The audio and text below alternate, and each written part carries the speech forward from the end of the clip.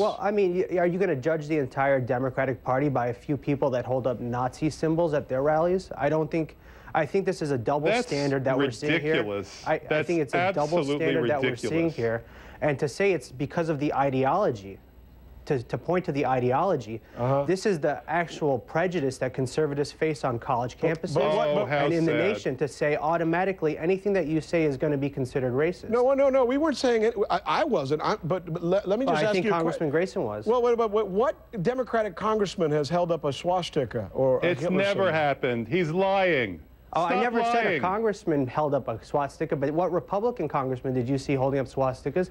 And wasn't it a Democrat, Senator Byrd, that was a member of the KKK? Are you going to hold the entire party accountable because of that? Congressman Grayson. Well, that's premature. But listen, we have now reached the point of absurdity, okay? The right has fomented a national nervous breakdown. They keep pushing the panic button on their followers over and over and over again, trying to get them stoked on hatred and on fear. And they've succeeded. They've succeeded in driving these people to the point where they're threatening my 5-year-old son. Now, why don't you just say you're sorry? That's what you ought to be saying. I'm sorry. Don't try to push it off on the Democrats. Say you're sorry. Well, I don't think the to my Tea Party should be 5-year-old. accepting responsibility for this. The Republican Party should not be accepting responsibility for this. The Democratic Party should not be accepting responsibility for this. Individuals need to accept responsibility. When you You're said not that the accepting healthcare bill was similar to a Holocaust, they didn't hold the Democratic Party responsible. You were cheering. You went ahead and apologized as for your individual remarks. What, am I wrong? Did you apologize for saying that this health care bill is going to cause, if it's not passed, is going to cause a Holocaust? You know, listen, and you people apologize like for it, is that right? People like you, and it's very apt that your name is Marx. People like you, your dreams turn into other people's nightmares, and it's time you owned up to it. We as conservatives believe we have winning principles, and we stick by these principles. Small principles are violence. low taxes. I don't think anywhere in my principles hatred, are and hatred. violence. In fact, in the charters of my personal organization, it says if you are a person that does do the so-called acts that happened towards these congressmen, you're kicked out of my organization. You can go look it up online. We're a public organization. See if that helps to bring back the dead.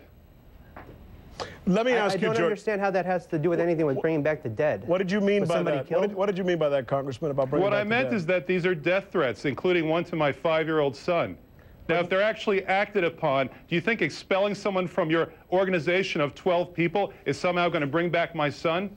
Well, Congressman, how do you know that these are Tea Party members? How do you know that these are registered Democrats? People who demonstrate How do you know they're not registered Democrats? and chant over and over again, no health care, no health care. Think about that. No health care. Oh, That's I'm not what they're disagreeing. chanting. I was at the rally and I cheered and I chanted no health care. Yes, reform. that's True right. reform. That's what we're calling for. People we like want you health care reform, not people the like health you care have reform that took place in this bill. tremendous ability to withstand other people's pain and not your own. We'll leave it at that. I've been threatened personally, and I don't think I hold any particular party or any group responsible unless they wrote in that letter that that group was. We leave it at that. Gentlemen, Jordan, thanks so much. Congressman Grayson, we appreciate you coming on and announcing that you'll soon be a senator from the state of Florida. Well, you know, it's just a shame. By the way, I have to ask you, Rick, are they paying you time and a half for overtime tonight? Oh, you saw me on 3 and 4, right? Yes. Well, I appreciate that. And kudos to you as well. Jordan, good guest. I appreciate the spirit of the conversation. Thank you very much. And, you know, I just want to say before we leave that these are good people out there. They're hardworking Americans, and that they can't be lumped in by the random death threats that are taking place. Nobody's using those people should stop that. We understand what you're saying, and we appreciate your point of view. Congressman, we appreciate you as well. My thanks to both of you.